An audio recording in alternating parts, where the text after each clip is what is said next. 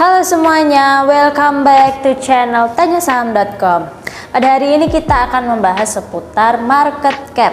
Apa yang dimaksud dengan market cap? Market cap adalah salah satu hal yang harus diketahui oleh para investor maupun trader sebelum mereka memutuskan untuk membeli saham suatu perusahaan. Market cap atau market capitalization atau kapitalisasi pasar mengacu pada seberapa besar nilai perusahaan sebagaimana ditentukan oleh pasar saham.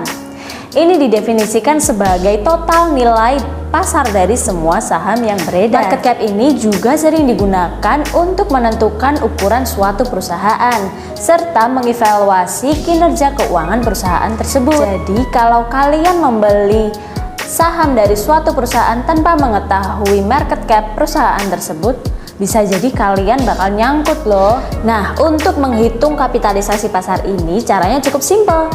Kalian cukup mengalihkan jumlah saham yang beredar dengan nilai pasar saat ini dari satu saham. Misalnya, perusahaan A ini memiliki 20 juta saham dengan harga Rp800 per sahamnya. Maka perusahaan A ini akan memiliki market cap atau kapitalisasi pasar sebesar 16 miliar rupiah. Di sisi lain ada saham dari perusahaan B yang dijual seharga Rp1.000 namun hanya terdapat 100.000 saham yang beredar. Maka market cap atau nilai kapitalisasi pasar dari perusahaan B ini hanya sebesar 100 juta.